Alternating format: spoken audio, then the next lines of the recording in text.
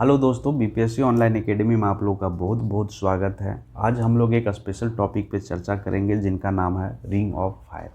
तो ring of fire इनके अन्य नाम से भी जाना जाता है, जैसे रिम ऑफ फायर के भी नाम से जानते हैं। रिम मतलब क्या? रिम मतलब एक साइकिल का रिम देख लीजिए आप लोग। रिम मतलब क्या? साइकिल का रिम देख लीजिए, एक गोला सा चक्का की तरह, ठीक है। या फिर अगर और बात करें तो हम लोग पैसिफिक रिंग ऑफ फायर के भी नाम से जानते हैं, ग्रिडल ऑफ फायर के भी नाम से जानते हैं, और सरकम पैसिफिक बेल्ट के भी नाम से जानते हैं। ये रिंग ऑफ फायर की जो घटना घटित होती है ये पैसिफिक ओशियन में घटित होती है, जिनको हम लोग क्या बोलते हैं, प्रशांत महासागर भी बोलते हैं। प्रशांत महासागर के भी नाम से जानते हैं, ठीक है। तो यहाँ पे क्या होता है, due to movement of the plate tectonic की वजह से दुनिया में सबसे ज़्यादा अर्थक्वेक या वोल्केनिक इरप्शन इसी बेल्ट में होता है, जो एक रिंग शेप में होता है। इसीलिए इनका नाम जो दिया गया है रिंग ऑफ फायर के नाम से जानते हैं हम लोग। और इनकी जो लंबाई लगभग 40,000 किलोमीटर होता है और चौड़ाई जो है 500 किलोमीटर का एक चौड़ाई एक रिंग बन जाता है, और इसीलिए इसका नाम दिया गया है रिंग ऑफ फायर। तो आइए डिटेल से इनके चर्चा करते हैं इनके बारे में हम लोग।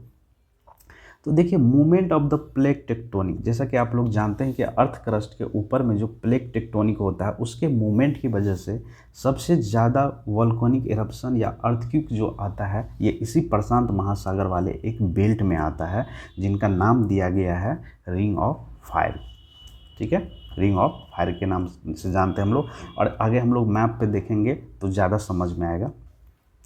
तो इसमें जो इस रीजन में या इस बेल्ट में जो कंट्री है उसको देखिए कौन कौन सी कंट्री है। तो वो जैसे आप देखे होंगे साउथ अमेरिका की कुछ कंट्री है, जैसे Bolivia, Chile, Ecuador, Peru, Costa Rica, Guatemala, Mexico, United States of America, ये नॉर्थ अमेरिका आ गया, United States of America, Canada, Russia, Japan, Philippine, Australia, Papua New Guinea and Indonesia, New Zealand and Antarctica. ये सब सारे reason जो है इसमें से कुछ नॉर्थ अमेरिका की कंट्री है, कुछ साउथ अमेरिका की कंट्री है, और न्यूजीलैंड वाले पार्ट में जो भी कंट्री है वो इसी बेल्ट में आते हैं जहाँ पे रिंग ऑफ फायर देखने को मिलता है। और यहीं पे इसी रीजन में दुनिया में सबसे ज़्यादा वोल्केनिक इरप्शंस या अर्थक्वेक की अगर बात करें तो ये देखने को मिलता है, ठीक है। चलिए अब देखिए यहाँ पे एक मैप है, यहाँ पे देखेंगे तो ज़्यादा समझ में आएगा आप लोगों को। तो देखिए ये पैसिफिक ओशियन की घटना है। सबसे पहले तो ये देख लीजिए, पूछा जाता कभी कभी ऑब्जेक्टिव में कि रिंग ऑफ फायर कहाँ पे घटित होता है, तो ये पैसिफिक ओशियन की घटना है। जैसा कभी यहाँ आप देख सकते हैं कि ये इंटायर, यहाँ पे क्या है, एक कंट्री है जिनका नाम क्या है, न्यूजीलैंड। तो इंटायर न्यूजीलैंड जो है इसी बेल्ट में आता है। ये ऑस्ट्रेलियन प्लेट है, यहाँ पे है इंडोनेशिया, ठीक है। और अगर अपने यहाँ पे थोड़ा सा एक्सटेंशन है, यहाँ पे अंडमान निकोबार वाले पार्ट आता है, तो उसमें भी आप लोग जानते हैं कि हमारे इंडिया में एक ही एक एक्टिव वोल्केनो है जिनका नाम है वायरल आइलैंड, जो कि अंडमान निकोबार में है, तो वो भी थोड़ा आता है रीजन में। उसके बाद यहाँ पे आ जाएंगे तो ये है जापान, और आप लोगों को पता ही होगा जापान में सबसे ज़्यादा भूकंप आता है क्योंकि ये इसी बेल्ट में है। उसके बाद और ऊपर आ जाइए तो यहाँ पे ये नॉर्थ कोरिया साउथ कोरिया वाला पार्ट है, ये रसिया वाला पार्ट है। और इधर आएंगे और इधर आएंगे अगर आप, तो ये है नॉर्थ अमेरिका, और यहाँ पे जो है साउथ अमेरिका, जो यहाँ पे एक पहाड़ का श्रृंखला है जिनका नाम है एंडीज पर्वत। तो इसी रीजन में देखने को मिलता है क्या, रिंग ऑफ फायर। और ये जो है हॉर्स शू की तरह, मतलब घोड़े की नाल की तरह ये देखने को मिलता है, इसीलिए इनका नाम दे दिया गया है क्या, हॉर्स शू शेप, ठीक है। इनका जो लंबाई की अगर हम लोग बात करें, यहाँ से लेके यहाँ तक अगर लंबाई की बात करें तो ये 40,000 किलोमीटर ये लंबा और 500 किलोमीटर एक चौड़ा बेल्ट बन जाता है। तो जहाँ पे क्या होता है, वोल्केनिक इरप्शन के चलते यहाँ पे अक्सर जितने भी दुनिया का सबसे मोस्ट एक्टिव वोल्केनो है वो इसी रीजन में है, जिसके चलते क्या होता है, यहाँ पे वोल्केनिक इरप्शन होता है, और सबसे ज़्यादा भूकंप भी इसी क्षेत्र में आते हैं। तो दुनिया में अगर हम लोग बात करें तो 90% जो अर्थक्वेक है जो इसी रेंज में, इसी रीजन में देखने को मिलता है, चाहे वो जापान हो या न्यूजीलैंड हो या अर्जेंटीना, चाइल, इक्वाडोर, इस सब में देखने को मिलता है। तो ये क्या है, और मतलब भूकंप प्रोन एरिया के अंतर्गत आते हैं इसी में, ये रीजन। ठीक है, अब देखिए हम लोग वर्ल्ड मैप पे थोड़ा हम लोग चर्चा कर लेते हैं। ये वर्ल्ड मैप है, ये है पैसिफिक ओशन। ठीक है, ये वाला पार्ट, ये दोनों अगर ऐसे मिला देंगे तो ये पैसिफिक ओशन है।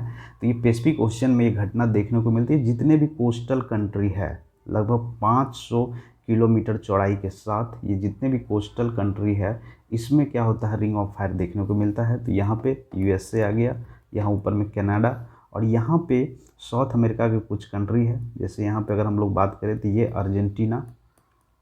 अर्जेंटीना एंड चाइल नाम की कंट्री है। यहाँ पे एक पर्वत श्रृंखला भी है जिनका नाम है एंडीज़, जो आप लोग सुने भी होंगे कि दुनिया के मोस्ट एक्टिव वैल्कनो जो है जिनका नाम है ओजिस डेल सेलाडो, जो उसी एंडीज रेंज में है। और किस कंट्री में, तो ये border between the Argentina and चाइल, ये दोनों के कंट्री के बॉर्डर पे है। ठीक है, ये दो बात याद रखना। ओजेस डेल सेलाडो दुनिया का सबसे मोस्ट एक्टिव वैल्कनो है, जो कि किस रेंज में, किस पहाड़ी पे है, किस क्षेत्र में है, तो ये है एंडीज पर्वत पे है।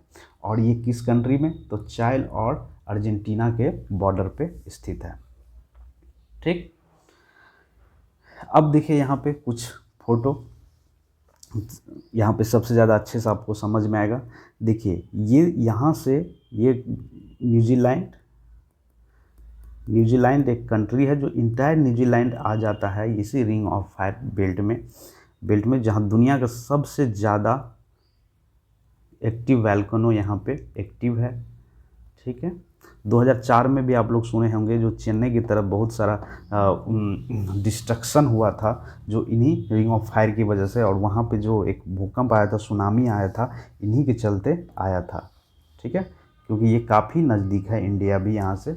तो ये दुनिया का सबसे मोस्ट भूकंप प्रोन एरिया है। ये सब दुनिया में लगभग 90% of the earthquake and the volcano eruption इसी रीजन में होता है। तो आई होप कि आप लोग को रिंग ऑफ फायर समझ में आया होगा।